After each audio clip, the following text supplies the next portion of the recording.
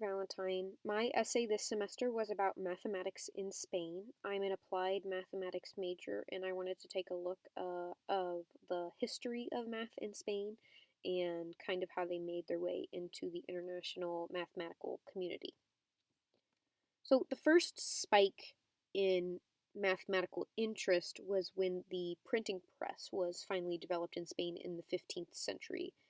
This combined with the growing trade relations between countries made math a very interesting subject. People wanted to use it for practical uses. The biggest two practical uses at this time were for navigational purposes and then obviously for trading. Trading was such a big deal in math that actually arithmetic books came with models for trading at this time, or some of them did. There was still a small group of people that were trying to advance mathematics. One man, his name was Juan de Ortega, he published his book in 1512 because he believed all people, all citizens of Spain should have a basic understanding of arithmetic and geometry, not just for practical uses. After this, King Philip II, who is on the left side of the screen here, um, he set many restrictions in place during his reign, and that was a setback in the research community. He banned scholars from studying abroad and also censored many foreign books in 1559.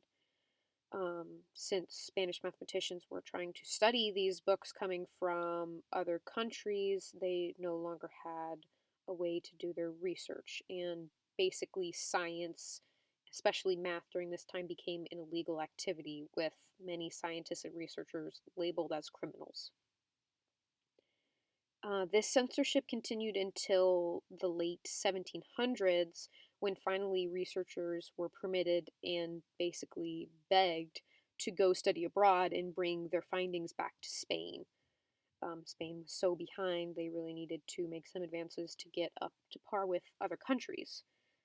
This time finally saw a big boost of interest in higher level mathematics, some of those being differential calculus, hydrodynamics, spherical trigonometry, stuff like that. Um, some of the men involved in that you can see on the right side of the screen here. At the top, we have Fernando Garcia San Pedro, and the bottom is Martin Fernandez de Navarrete. Um, After that, Spain obviously still was not um, modern in its mathematical research. These three men on the screen here are the real reason that Spain was finally able to get up to that level and get into the international mathematical community. On the left here is Jose Echegaray, and then in the middle is Eduardo Torreja Caballe, and on the right, Zoel Garcia de Galdeano.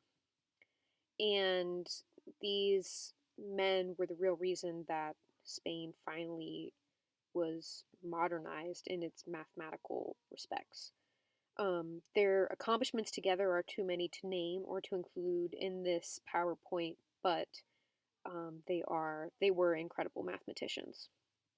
After this kind of big boost of modernization of math, Spain took another huge backward step in the 20th century when the dictator Francisco Bahamonde controlled the country.